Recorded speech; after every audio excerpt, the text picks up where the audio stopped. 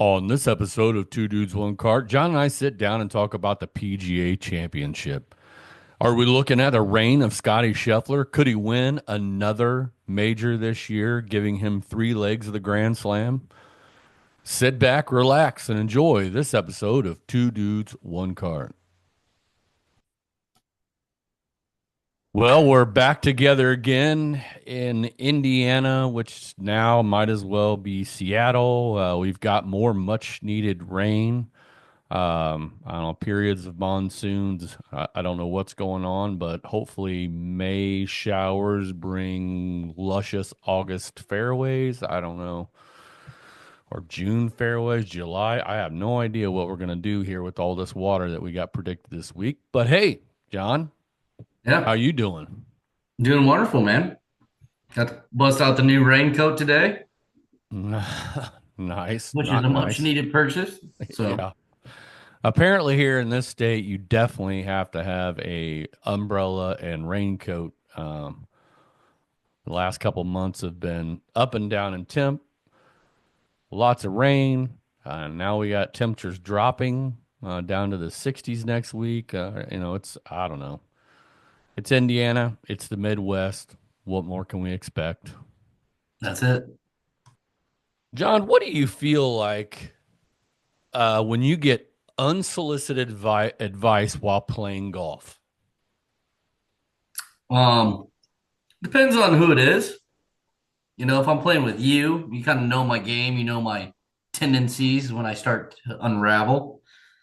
Right, I'm like, oh, you're like, John, you're kind of overswinging. Hey, John, you're not turning. I'm like, oh, shoot. All right, he's right. You know, Random person that never rarely or rarely plays with me. I'm just gonna be like, I appreciate it, but until you can beat me, just keep your mouth shut over there. Play the game. Let's have a fun day. Yeah, I wanted your opinion. I was reading an article and a fight kind of broke out by somebody just giving somebody unsolicited advice on the course. And I thought, man, that's an interesting topic. I think I'll ask John about that and see if any listeners chime in. Because I mean, we all get it. You remember it used to be, oh man, you didn't keep you moved your head, or Yeah, just the crap. But I just wondered what your what your take might be on that. yeah. I mean, it just depends. I mean, we got some advice this weekend while we are playing. Both of us got swing tips by our buddy Hammersley, and I haven't played with Hammersley all year. And like, Hammer, I'm good, dude. Appreciate it. I could talk to you about your putting stroke, but I'm just gonna keep that quiet. And he started laughing, and then we've just moved on and had a good round. So Yeah, I just it doesn't bother me. Sometimes I think sometimes it can lead you down a rabbit hole because somebody will go, I don't know exactly what you meant by that. Maybe I need to do this or do that or. yeah. But I was just curious. It was funny after that I did read that article today, and I was like, oh well, that's great. Yeah, fitting. Yeah. Yeah, I guess it all just depends on who it is. You play a lot of golf with Ty. Like, I want Ty to tell me if he sees something stupid that I'm doing or exaggerating on my swing. Mostly Right. it's exaggeration. You know, I'm either overswinging or not rotating, or I'm doing both, which is, I'm like, okay, Right. Yeah. The other thing, there's all this buzz right now, or just talk on many other podcasts on the golf news about Rory not going in and doing any media interviews. Um, do you care about that? I mean, I don't watch. I mean, I shouldn't say I never do, but I may catch glimpses on social media. I mean, I don't sit there and wait till they interview the guys. Maybe the guys that finish before the leaders, obviously, you're checking that out if you're watching on Sunday or getting those yeah. interviews. But do you do you think that's a big deal? I mean, I guess that's how some people get their news, and that's how the media is generated by what they get out of these interviews. Do you think that's something that the tour is going to look at making the players do at some point, kind of like they do in the NFL, and I think in the NBA to a certain extent? Yeah, maybe. I mean, I don't care. Especially, I don't care about Rory in particular. He's not a my favorite person to listen to. But I could definitely probably see the PGA trying to make them do something like that, just because it seems like that's just how PGA would flow, you know? Well, I think the big deal was one, current Masters champ, Grand Slam. Uh, then we have the story about the non-conforming driver that people are really blowing way out of proportion. Um, when it's up to the PGA to come out and do that testing on those drivers. Um, but I mean, I think I think that made it a bigger deal. Plus, he made all the interviews at the Masters. Um, I understand that you played poorly or it just didn't go your way. And if you're saying you're free swinging now because now you got all that Masters talk out of the way, all that stress is gone, and then all of a sudden here you are, you have some bad rounds in a major championship, which you could just consider it a Masters hangover. You know what I mean? Yep. From my point of view, but I thought it was kind of suspect. I think that go in there, speak your piece. I think and answer the questions, say what you got to say, Yeah. and move on. Especially when you're at his level of stardom, or as a star, if you will. That probably would have been helpful for him to clear the air about the non-conforming driver thing. Like, hey, I don't manufacture the clubs. I go to the tour truck. They outfit me. I tell them kind of what I want as far as setup, and then they build the club. And that's what I go play. I'm not out there measuring anything to see if I'm a millimeter or whatever off, right?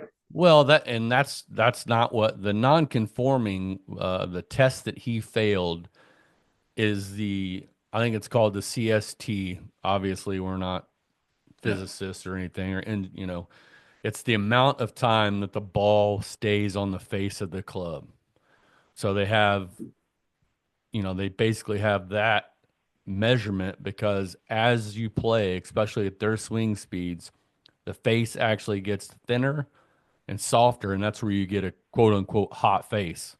Mm. So when they put it in there, it was a little outside. So they said, hey, you can't play this club. And that's something they do randomly. So, I Yep. mean, there could be five players out there that are dealing with that have the same thing that didn't get tested. Yep. So it's not something that, like he did that it was an illegal, Yep.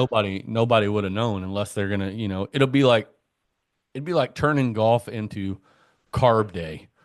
Yep. They're You know how it measuring all used the to be like they're engines gonna and yeah they're gonna basically sequester your driver and then your clubs and check everything and then then you can go out and practice yep. and then at the end of practice they're gonna take them again and they're gonna check them again and then you get them on tournament day. How big of a pain in the rear would that be? Yeah. Doesn't do anything really helpful for the game of golf.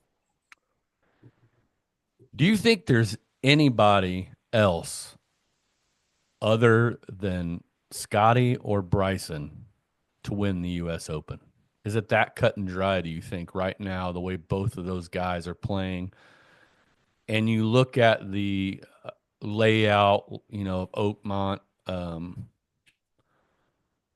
man, I the way those two are swinging it, it'd be hard not to bet on either one of them.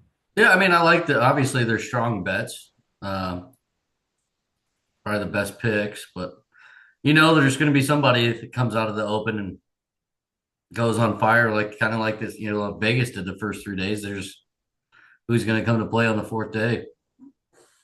Yeah, I just think this is going to be a really tough test. Oakmont's got a reputation of may be the toughest course in the country. Um, depending on the weather. Obviously, the U.S. Open likes to get those pins in places and those greens running fast, and sometimes they get out of control.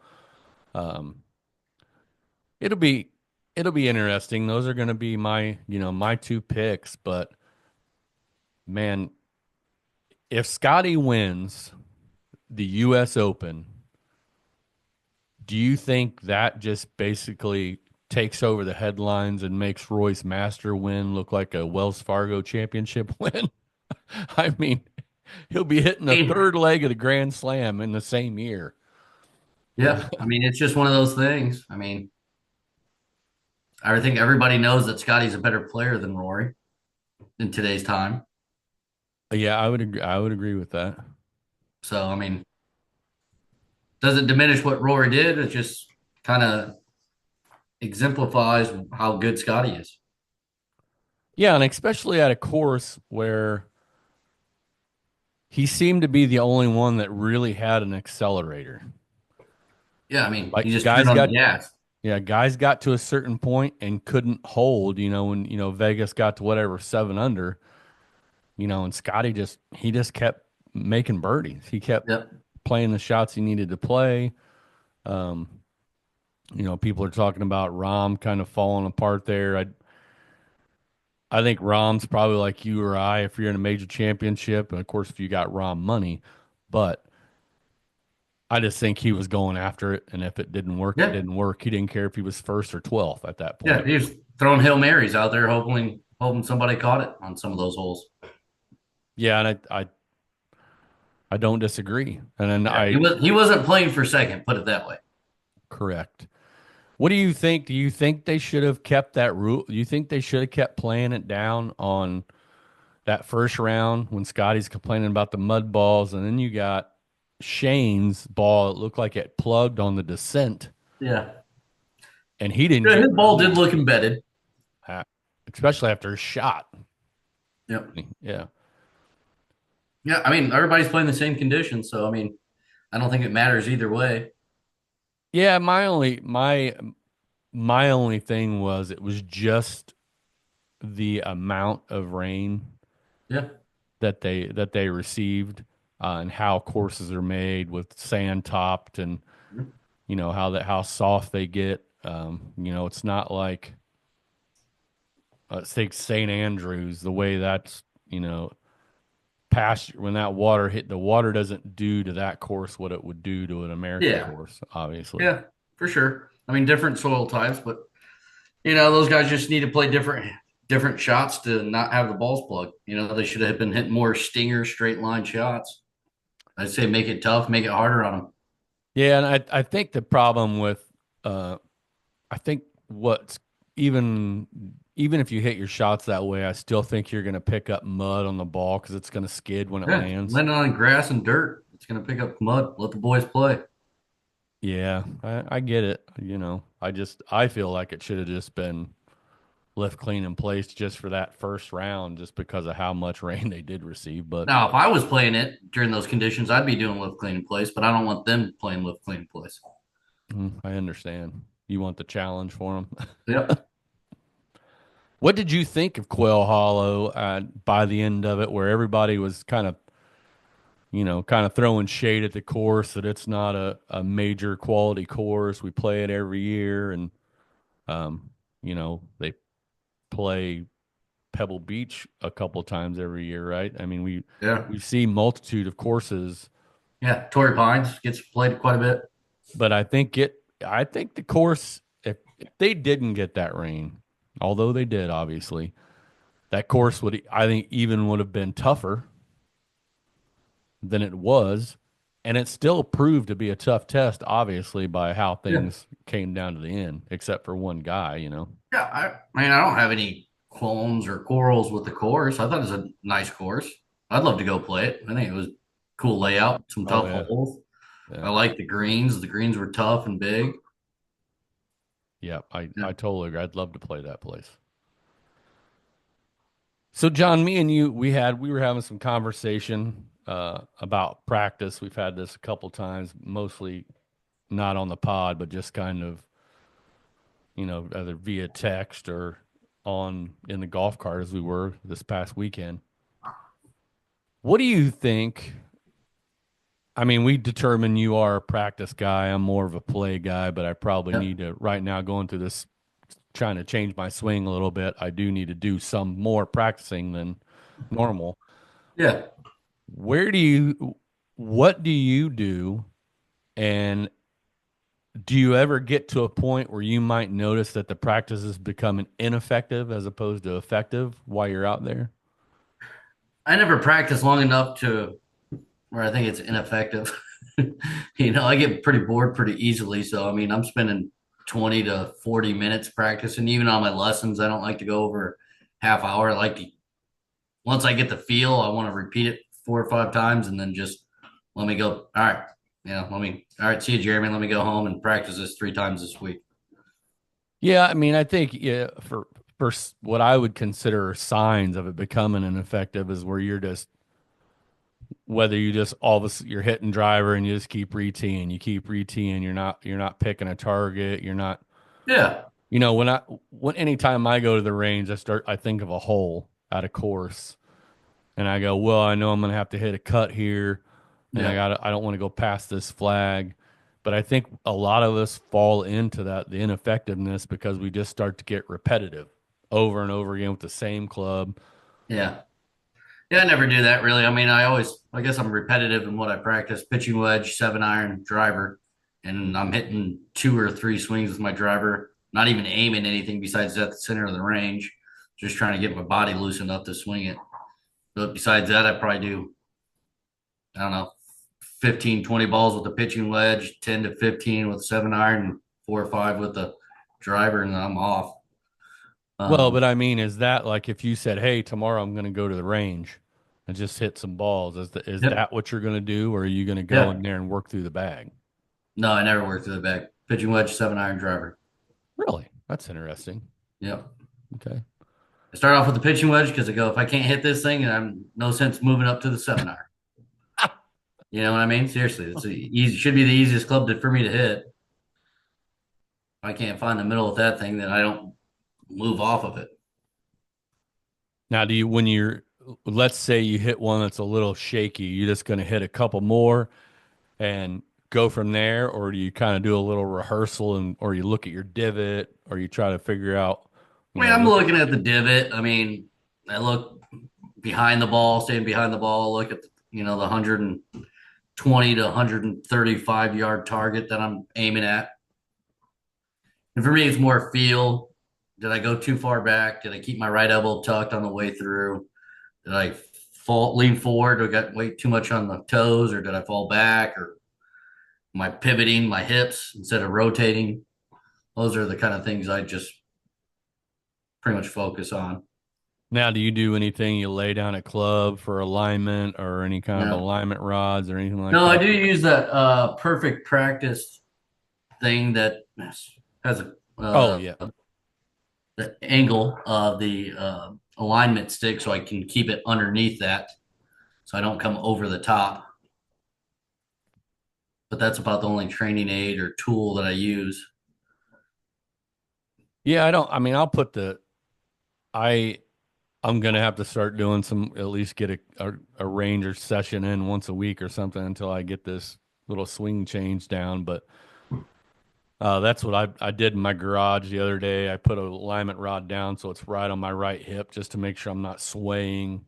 Yeah, Try to control that, try to keep it to where it's touching my hip, that I know it's there, and kind of keep it through until obviously I turn towards the target. But yeah, I just thought it was an interesting conversation that we were having. And I thought it would be a yeah. good one to share.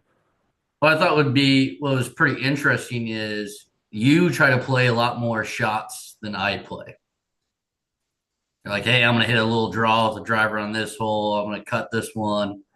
I'm gonna hit it like a little bunt 3/4 spinner out there. I'm like, Jesus, man, you know, just hit that thing. Like I'm just trying to play a straight ball 90% of the times. And with my irons, I know I got to aim on the right side because I'm playing a little bit of draw with the irons. Well, I do that because now I found that I have that ability. I mean, I went from always hitting a cut to hitting a draw, and now I know that I can move the tee around, and there's things that I can do. My problem I had the other day was that I'm trying to drag the handle of the driver across like I would an iron because I'm so Yeah. stuck in getting that out of that sway move. Yeah. So I have those, the I'm just gonna have the off day until I get it in there, and that's my fault. That's not on my instructor. That's my Yeah. fault because I just once I start hitting a ball, I do what I think a lot of people do, and you just fall back into your old habit Yeah. because now your timing's good. You know what I mean? You found your timing. Yeah. So do you think you benefit from at the course we played, do you think it benefits you from changing your shot shape with your driver on those holes?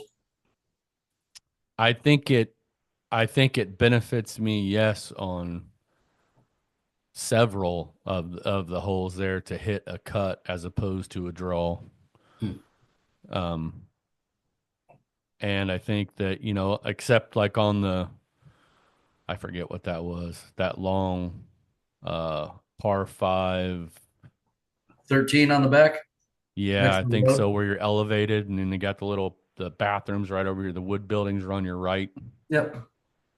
That even though that you could potentially I like those kind of holes because you can hit a cut there, you can hit a draw there.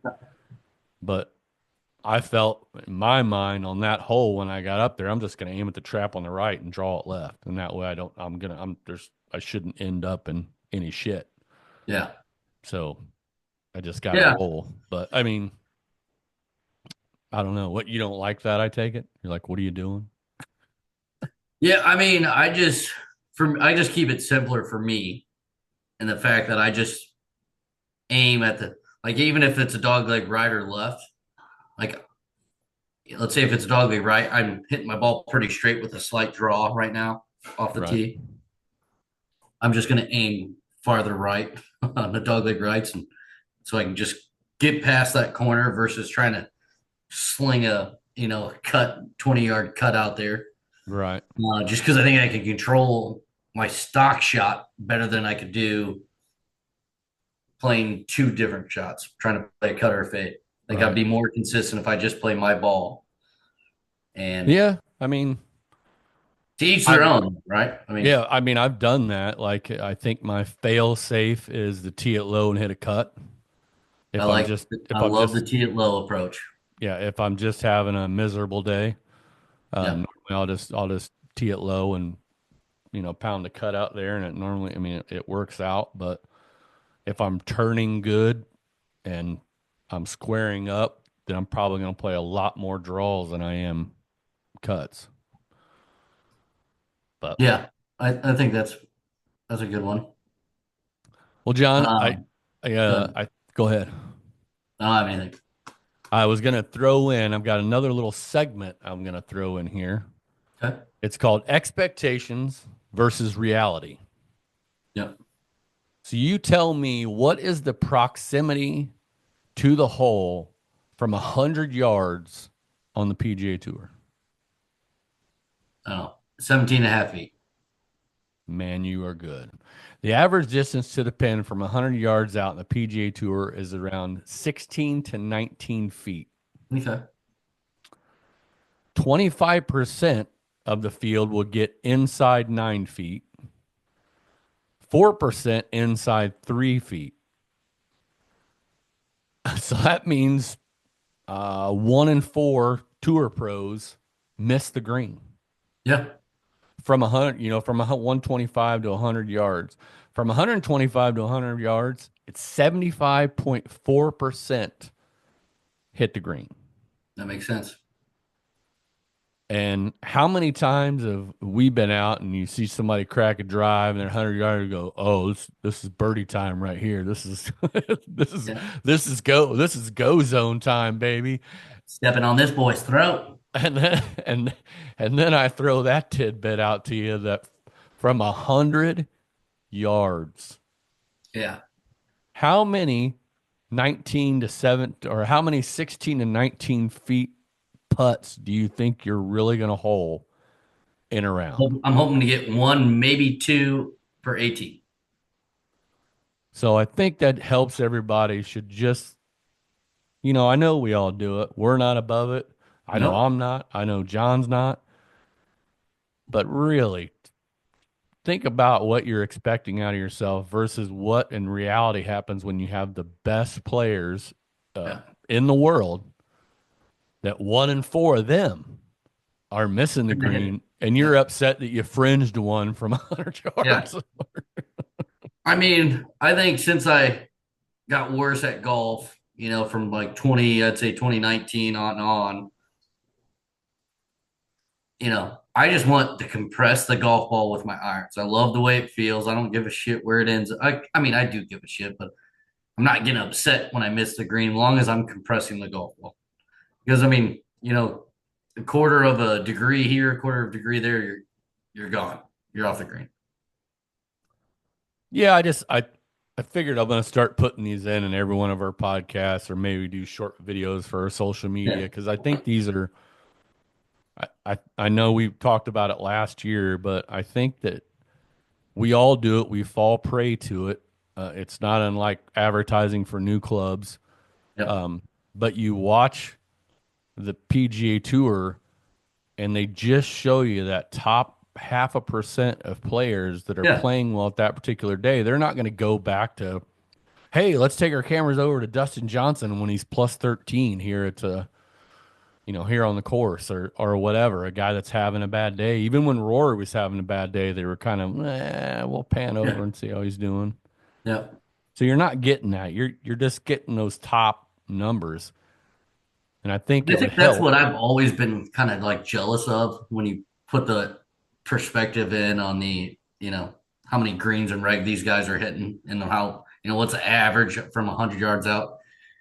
It's like if you've ever played with a person that is just a great iron player, it's so much fun. I've always been jealous of those guys that could just, no matter where they're at in the course, just seems like they could get the ball on the green from anywhere.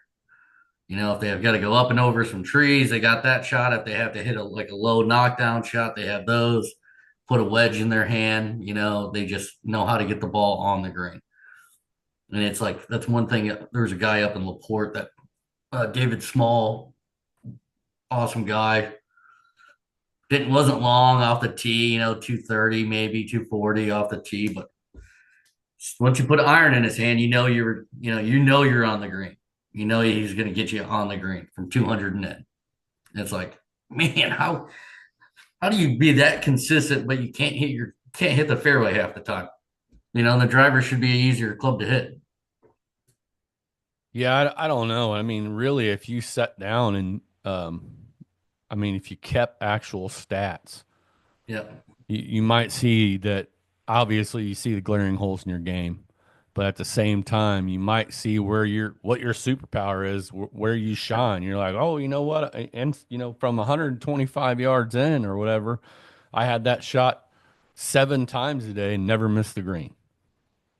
Or yeah, whatever that is, man. I had the easiest shot in golf generally is always the second layup shot on a par five, but you just maybe I'm great with the wood out of the fairway or whatever, but I mean everybody's got something. But yeah. Well, I know for us, it's not fairway bunkers. that, well, that if was we not our if forte. let's get to a course that has fairway bunkers, because those were waste bunkers. Yeah, that was tough. If anybody from Purgatory's listening, if you could put just a half inch of sand in some of Yeah, those bunkers, yeah, it was yeah. like green side pretty good for Plush. the most part. You got one fairway bunker that was super sandy, and then all the other ones that were further out. Of course, that one was whatever 50 yards from the green or whatever, but all the Yeah, other ones still. were like you didn't know if you were just gonna hit mud. Yeah, I mean, it had a dust covering, but as soon as you hit it, it was like, oh crap. yeah, yeah. That was an interesting bunkers for sure. Well, I'm actually going to go down and get a lesson Thursday from my boy Jeremy.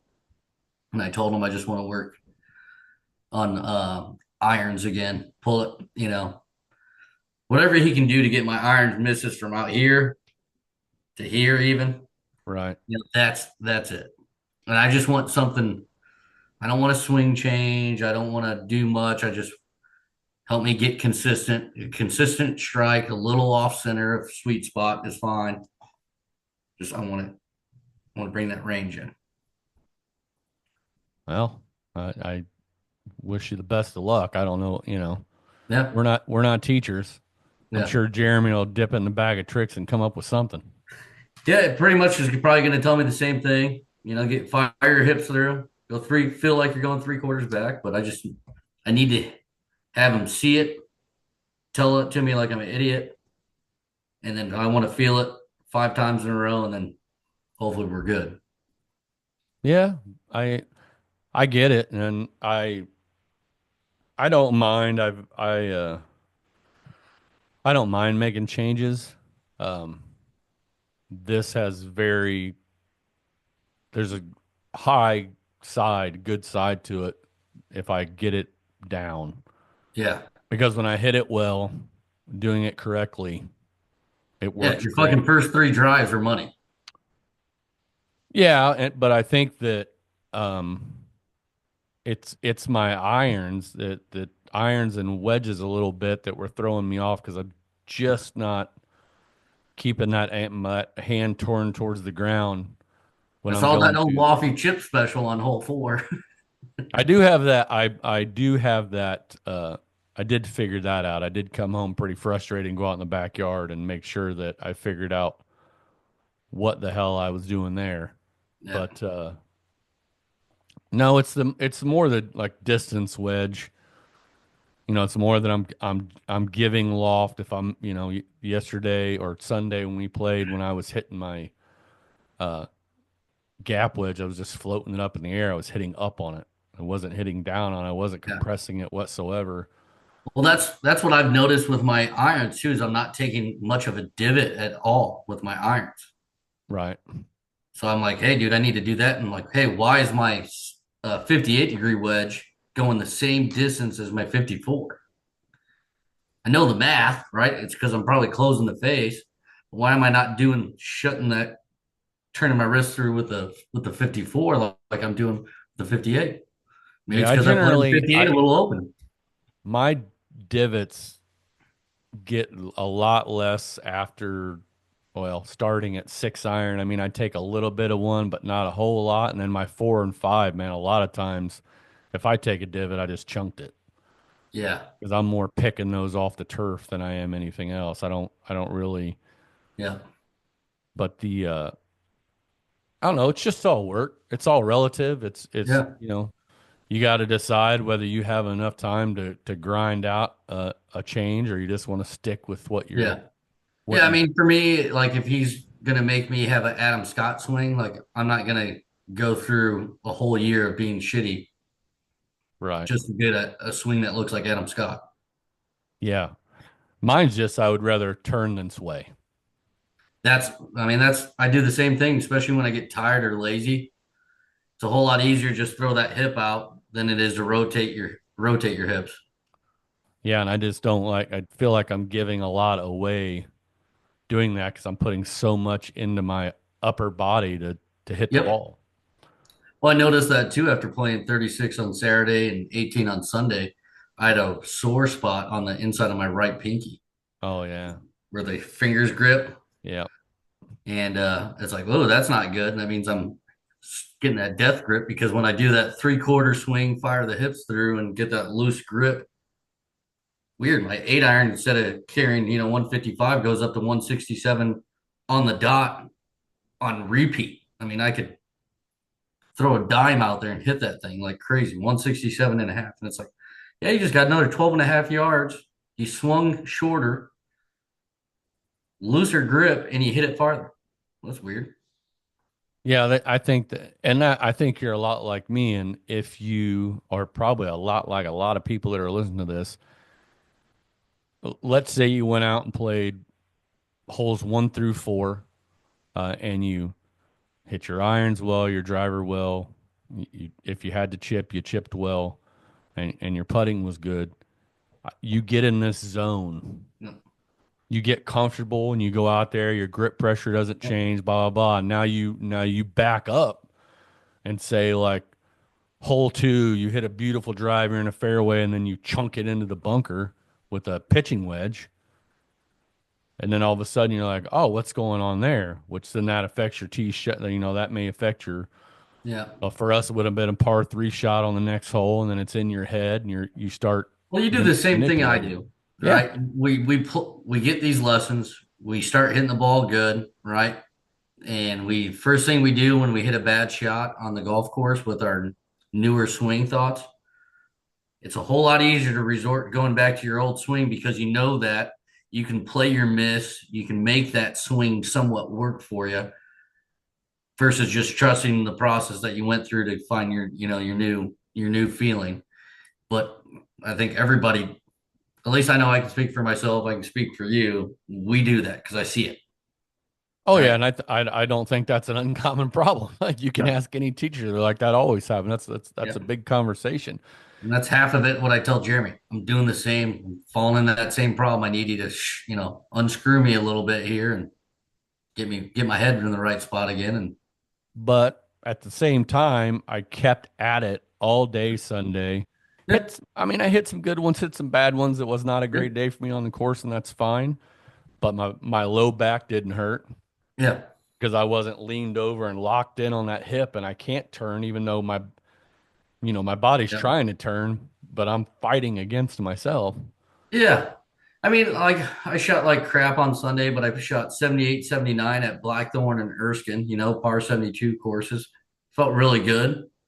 Um, and I got all my chips on the green in the first chipped attempts. And for me, green side with a wedge in my hand's always been scary, but now I just like I can pop this on the green. Might not get it within 10 feet. I don't care. I'm just happy to Right. two putt because once I put two chips and then two putts, then I'm screwed. So it's all good, all positive. Yeah, it's And early. I've never played well at Purgatory. I don't know if I've ever broken 80 at Purgatory. I I No. normally play pretty well at Purgatory, and I A lot just of people say they play good at Purgatory. I don't know what it is out there. I cannot play. I can't play. I do not play well at Purgatory. I think my best round out there was 76, and that might have been with McCrans, Austin, and They're forget who friends. our I can't remember who our fourth was, but I've had good rounds out there. Yeah. It's one of those things right now. That's my headspace is that I know I have the ability. It's just taking the time, and it's going to take some more. I'm just going to have to go to the range, even though I don't like going to the Yeah. range. I'm going I to get have a it. plan, go do it, get it over with, get some reps in, and get back on the course. That's all it is. Yeah. That's how it works. Somebody's not going to show you something and you're hitting balls into a net, and then all of a sudden you expect it just to be on autopilot because that's not how any of this works. Yeah. Well, John, I know you got an appointment to get to, and I appreciate you jumping on. Hopefully, which is wild that was our first round together. But hopefully that's many, many, many more to come this year. Yeah. Um, as always, everyone like, follow, subscribe, reach out to us. If you want to take on me and John, Bring it. bring it. Hit us up. Let's do it. We're about it. Let's go. We want the smoke. Win or lose, it'll be a good time. I can guarantee you that. But John, as always, appreciate you jumping on, man. Good to talk to you, and stay dry, I guess. Stay dry, big dog. All right, talk to you later.